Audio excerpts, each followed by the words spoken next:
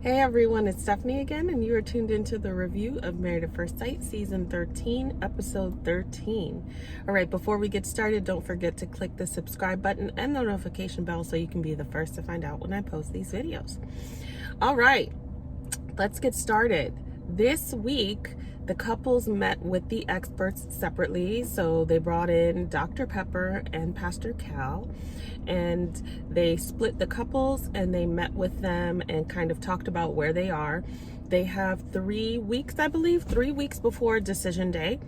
And so they kind of talked about where they are, gave them some tools in terms of how to get to a better place or deal with some of the stuff that they have been dealing with, and also gave them some questions to take back to their partner to help facilitate like a dialogue about what's going on in the relationship and to kind of get the answers that they are looking for. And then we just see some of the couples and their dynamics and stuff like that. So I'll just touch on my overall. Okay, because at this point, for me, this season started off with a lot of promise, and I don't have that anymore. I don't feel highly. It's been a while, but there's just some real definitive feelings that I have about these couples. So let's kick it off. I'm going to kick it off light and airy. So I'm going to do Marilyn and Gil. Okay. I love Marilyn and Gil. I'm a Marilyn fan. I have rooted for Marilyn from the beginning because I could always see that there was more than, what she presented or the way that she was, edited, which some of it is accurate, absolutely, but I just didn't think that was all there was. And we see that. We see Marilyn and Gil really thriving, especially given how different they are and how different they value things. The thing I would say about Marilyn and Gil is that they have this respect. They have rules in their relationship. We haven't seen them set them, but we know that they're there because of the way that they conduct themselves together, the way they conduct themselves in front of the camera. And it doesn't feel like they're pretending either. It just feels like we have rules. We want to respect this. Two very intentional adults. And also how they conduct themselves in the group setting separately. Mirla, when she's listening to the women talk, she has this look on her face like, my name is Bennett and I ain't in it. I'm not going to say much. I'm not going to give y'all much. And not in a way that is withholding, just in a way that protects the relationship. Same thing for Gil. We know Messy Gil. I would love to see him take Jamie Otis's spot, honestly, and unfiltered. I know why she's there, because she's still with her husband and it's from the first season, but I think there needs to be a little more liveliness with that whole dynamic. And I think Gil would be great to do that, because Gil, whether he is fed the questions or not, Gil gets into it, asks the questions. He also gives pretty good advice. He'll challenge people, and he's fun. They each have their issues, as do they all, but I really like seeing Marilyn and Gil. The thing that came up for them was Mirla's negativity, and how when she's throwing her little tantrum or being negative, how that can affect him, and how that can affect the relationship overall. So with Pastor Cal, Gil talked about that, and how that can affect him and how he doesn't want it to now affect his attitude and transfer to his attitude. With Dr. Pepper kind of, and it was beautiful to see Mirla kind of have that real moment where she genuinely talked about how significant and overwhelming in a great way this relationship was and how it exceeds what she was expecting. So it was very sweet to see.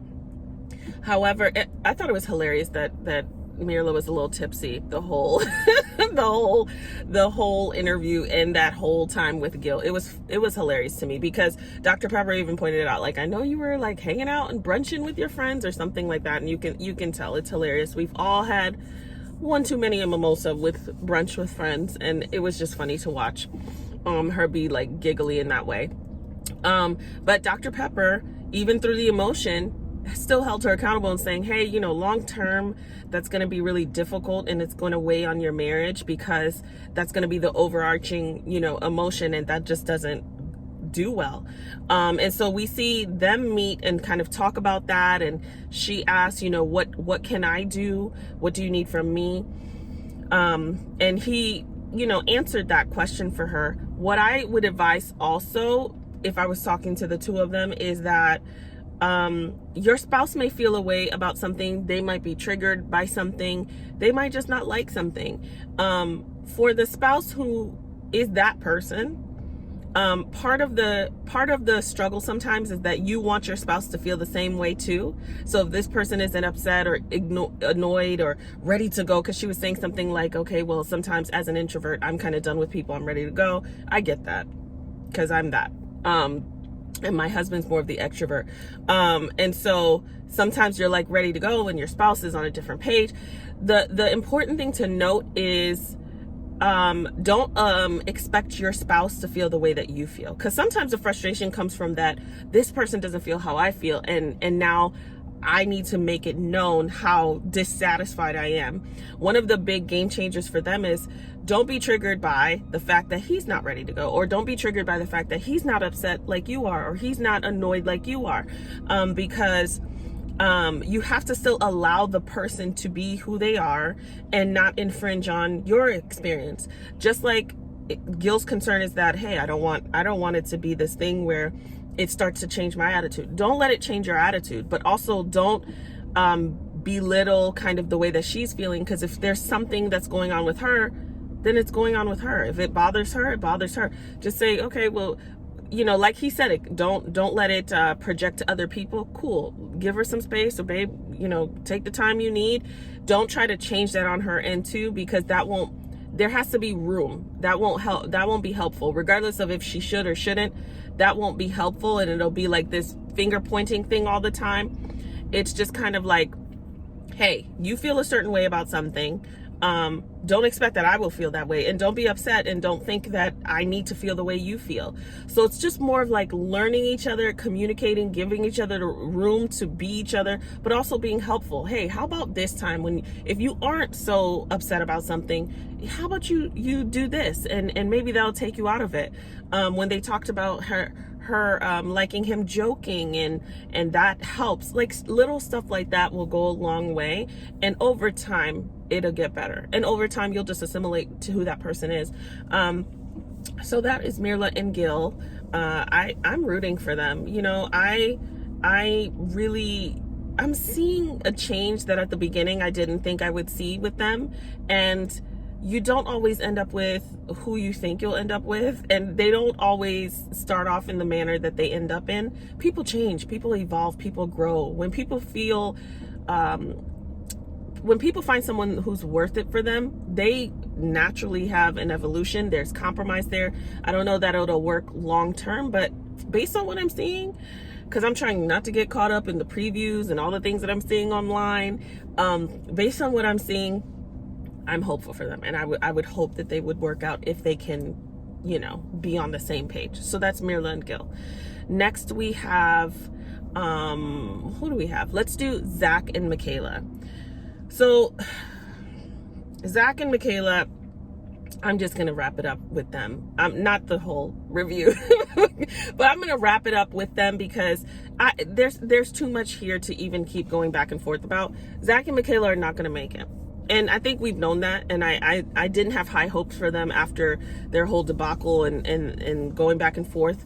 Last week I told you that even when they had a very sweet moment and they did the collage, the energy was like friendly, or kind of like, I don't want to rock the boat too much. And the way they had this intimate moment of saying how they essentially loved each other, were falling in love, and the little poem they wrote, then they kind of gave this sideway hug, and it just, none of it felt like real true chemistry anymore. At first they did, but they have not been able to recover from the whole debacle of her getting upset and him getting upset and her leaving, just the whole thing, him leaving. They have not been able to overcome that, and they're not going to be able to, because they're walking on eggshells, and I don't think they trust each other anymore, and I don't think they're going to be able to do it in the next 3 weeks. And I don't necessarily think that they're right for each other either, but I don't think that they're ready for anybody. I think they both have a lot of work to do. I thought that it was a great breakthrough moment for Zach when he was sitting with Dr. Pepper to talk about how him being a perfectionist and the way that it shows up in his life, he's now projecting onto someone else, and it isn't fair. The thing is, some of our characteristics that might be detrimental elsewhere may serve us really well and make us really successful in another area of our life. And so we think, oh, boom, I'm a perfectionist. I get stuff done. I'm successful, blah, blah, blah. Well, that doesn't necessarily work in a relationship, because now it's another person. The type of dynamic is different. And so you cannot force that on anyone. First of all, perfection doesn't even exist, so that alone is a slippery slope, because it's just determined by you and what you think is, because the relationships are not math, right? They're not like 2 + 2 is definitely 4. So that was huge for him, because that will allow him to begin working on that for himself, not for somebody else, but working on his issue with perfectionism for himself, so that when he becomes a different version of himself, where he allows himself to be less than perfect, whatever that means for him, he will be able to give that grace to the next person. But with that being said, they don't communicate well. They had this, to me, it was such a dumb argument. It really was. It was just something that was like, okay, if you guys can't communicate with this, then you can't communicate at all, which is a huge red flag. They both had a great time. They had fun together. You know, they were having a good 2 weeks, and they asked each other the question of, if decision day was today, what would your answer be? They both say no. Then there's back and forth about, I said I don't know, you said you don't know. It still circles back to the fact that they both said, if today was decision day, I would say no. They both say that. Well, Michaela has a tendency to like run away. Well, they both do. But she has the tendency to make power moves and control moves. So she takes herself out of the situation as a mechanism of control. And it's also protection too for herself, but in an unhealthy way. There was supposed to be a conference call with him and his brothers. She didn't show up. She cancels last minute. And she does not want to stay in, she doesn't want to sleep in the same room. My thing is, you want to be desired, because she's mentioned this. I don't trust, because he doesn't see a future right now. If you want to be desired, be desirable. Otherwise, just leave it alone. But if you want to be desired and then you're not acting desirable and haven't been, and then you're mad that he says you're not, you know, and this is an example, but essentially this is what it is. If you're not acting the way that someone would want to say yes on decision day, and you too have that feeling, the simplest thing to do is to have a conversation about it. Talk about what your goals are. If your goals are to get to a point where you want to say yes on decision day, then act with the end in mind.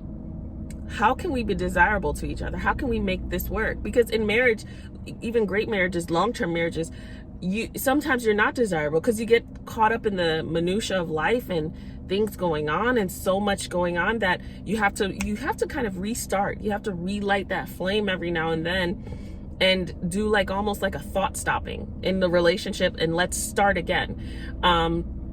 So for me, you know, acting out because you're not desirable right now does not make you desirable, and saying, okay, well, I'm going to sleep in a different bed. And we see that Zach is like trying here in this moment. He's trying, because he's like, why do that? Let's keep doing what we're doing. We both answered the question. But let's sleep in the same, let's continue to do what we're doing and work on this for the next 3 weeks. Otherwise, just end it.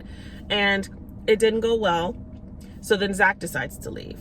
And this is what I was talking about in terms of him leaving the last time after the housewarming with friends. It wasn't a matter of safety and all of that. I know a lot of people brought that stuff up. It wasn't a matter of that. It's a matter of when things get hard, people leave.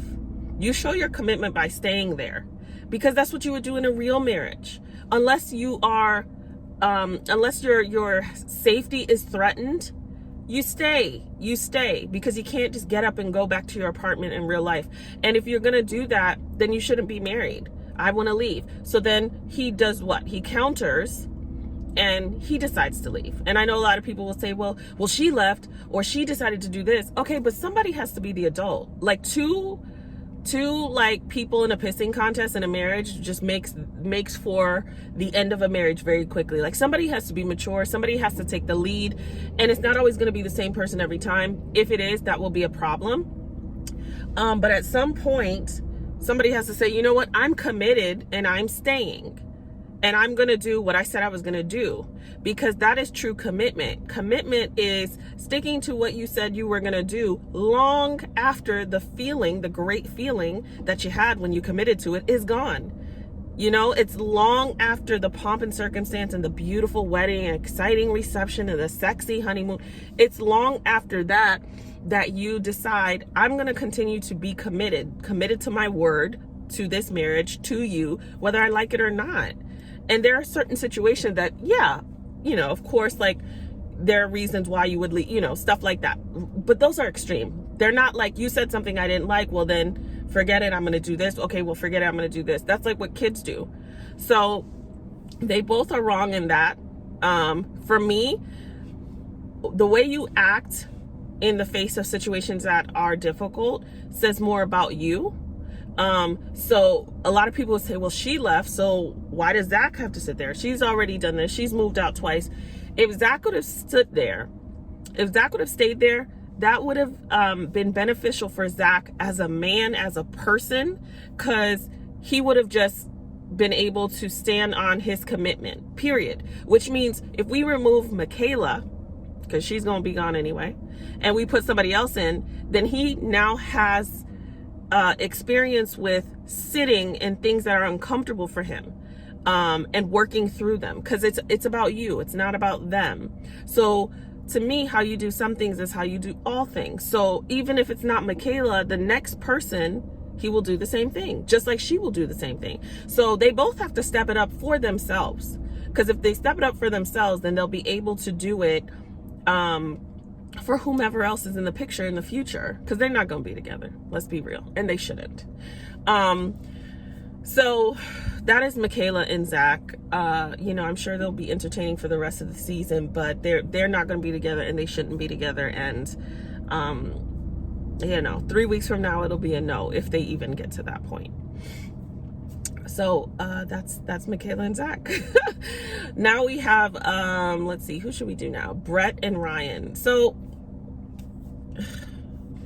Brett and Ryan, to me, you guys, I don't know what we're doing here. Like, I feel like even their meetings with the experts was a waste of time, because nobody was having like a full-on conversation, you know, like, and nobody was following through, like with Pastor Cal even saying, like,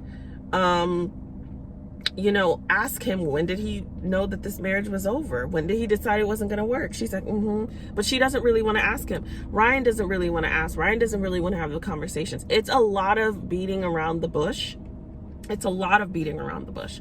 And, you know, the way that Brett, you know, here's my thing. Last week I said I kind of like that she's holding him accountable and saying, if there's something you need to say, you need to communicate that.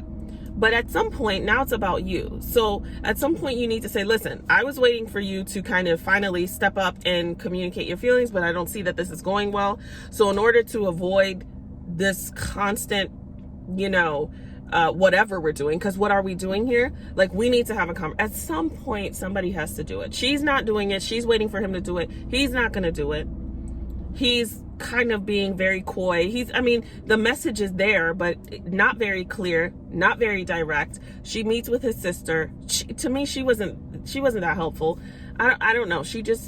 I feel like she knows her brother's checked out, and so she was there. Something about her energy was just like, I don't know. I don't know. I think maybe she just feels like it's not going to work out either. So let me just be a little guarded.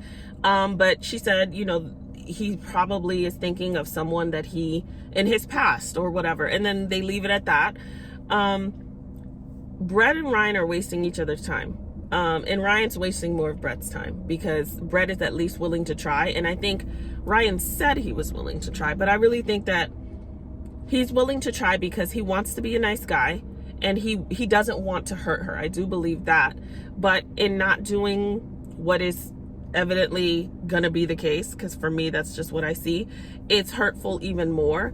And it would be good for Ryan to work on saying how he feels, because that's something he clearly struggles with. You might find this girl or this woman who you think is so wonderful, and you fall in love and you get married.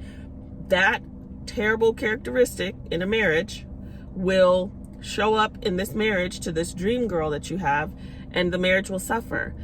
You won't see how beautiful she is, or how attracted you are to her, or how natural things are.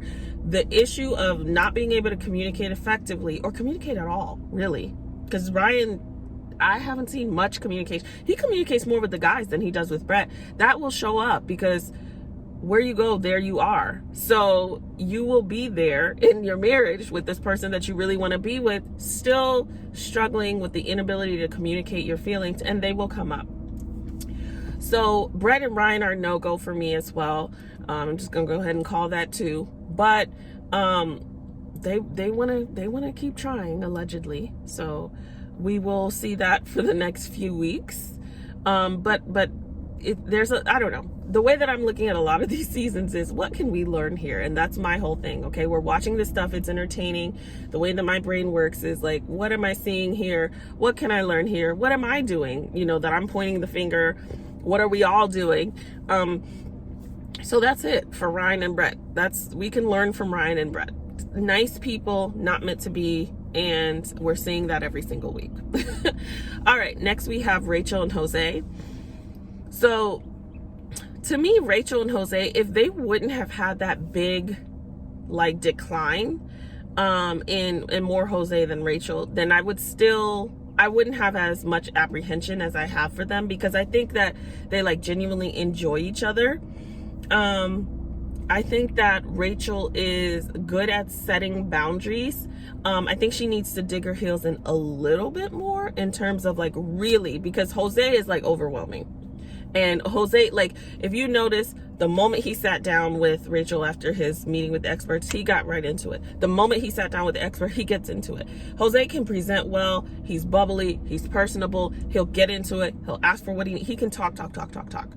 But Jose does not necessarily listen, and also does not take accountability. So he is going to have to be challenged, because he is a force. And, she challenged him somewhat. She did. But I still think that there's a part of Jose that really truly didn't get the significance of how low down and vindictive. And I love that she used that word. What triggered you to be so vindictive? And he likes to spin it. He likes to turn things around very quickly. It's we had this decline, but when things happen, my wife wants to leave. So what about her? It's no, what about you? Let's talk about the decline. Let's talk about how you talking to somebody like that and locking them out and not caring about their safety, not caring about them as a person. The boundary of, I'm not going to deal with this, because if this is happening over something so minute, then what could happen when things are worse, or we're more into a relationship? The boundary of, I'm not going to be treated this way, that's not a I'm about to be out, that's not they got into an argument about Chili's or Applebee's and she's I'm out, if we made a different decision. So his thing, he for me, there's a disconnect with him actually taking full ownership genuinely and saying, you know what, I was dead wrong. I can't believe I let myself to get to that point. Even if I fell asleep and locked the door accidentally, I shouldn't have even fallen asleep having talked to you the way that I talked to you. You leaving at that hour, me not giving a damn that you're not home and I don't know where you are. There's still a lack of awareness and accountability, and he is very quick to say yeah, but then but my wife leaves, but she does this. It's listen, she has her issues, but you have a lot more. You have a lot more when we're talking about what we've seen thus far, and that is a concern for me, because it's going to show up again. How is it? And there's still I still didn't get what he's going to do differently. It's I need some space. Okay, when I get that upset, I think even when she asked him about what makes you so triggered to be so vindictive, I need to walk away when I'm that upset. It's like, that's not answering the question. I don't feel like he answered the question because he won't take accountability. It's like, when I get that upset, I am in my right to get that upset, but maybe I shouldn't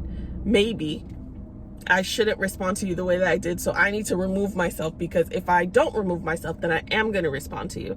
That shows a lack of self-control and a lack of accountability for what you should not be doing. So those are my concerns for Rachel and Jose, that dynamic, that explosive dynamic. Yeah, they have little things to work on, the nuances within other parts of their relationship, but that's the biggest thing that I've seen. But I'm not going to count them out. I'm not, because they both appear to still really want to be together. So they're going to have to really work on that dynamic so that that doesn't continue to be something that they're afraid of and something that they can't overcome, because it will 100% affect all parts of the relationship. So there's that. Last but not least, we have Johnny and Bao. Johnny and Bao. I had such promise for them. I really, really loved them. I really do. I loved them, but not anymore. I don't see that they're going to work out. And it's going to be Johnny's fault. I told you guys last week where Johnny is going to ask for things that Bao will do, and then he will continue to make his needs a moving target. And we saw that this week, where they're getting along well, she's putting in all this effort, and he's talking to, I believe, Ryan, and says, like, you know, it was really tough, but I blah blah blah, and you know, she's trying really hard, almost too hard. It's like, Johnny, you are not a prize. You are not a prize. Not a prize. Well, he is a consolation prize. He is a consolation prize. Bao is not perfect, but Johnny really has some stuff going on, and he needs to deal with it, because he shouldn't be with anybody either. You know, she's not trying hard enough. She's not physical. Physical touch is big for you. She's overly physical. She wants sex all the time. She wants to do this stuff all the time. It doesn't feel genuine. Let's take it off the table.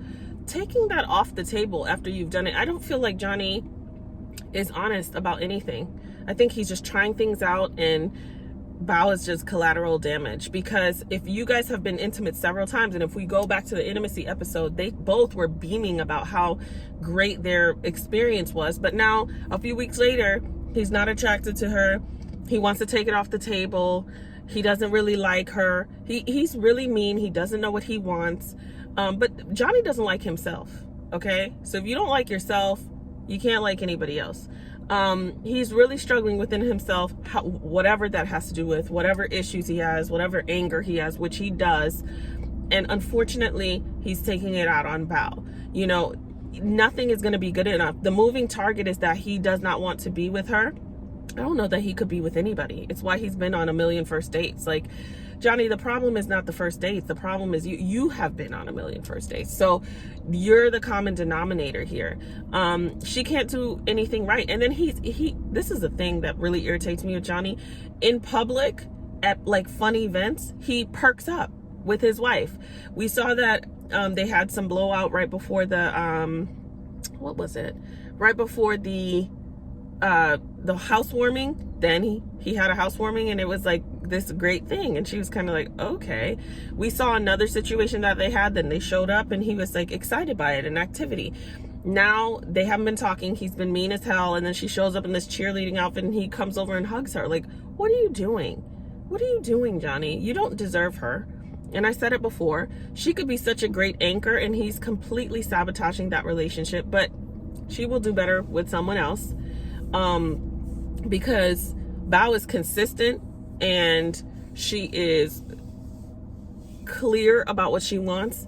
She is open to discussing difficult topics and not running away from them, whether they're hurtful or not. She does what she should do, what a lot of people should do in relationships, is like talk about it, deal with it, and then move on, work on it, move on, and still show up for your spouse. Like, she shows up. And Johnny does not do that. Johnny is finding ways to wiggle it out, talking about this foundation of friendship crap, which is important, but you guys got on the show to create a foundation to be in a marriage very quickly. So the way that he's using that tool now, it's to confuse her, and it's to confuse a lot of people watching, because a lot of people say, of course, the foundation of friendship is important. Of course they need to be doing that.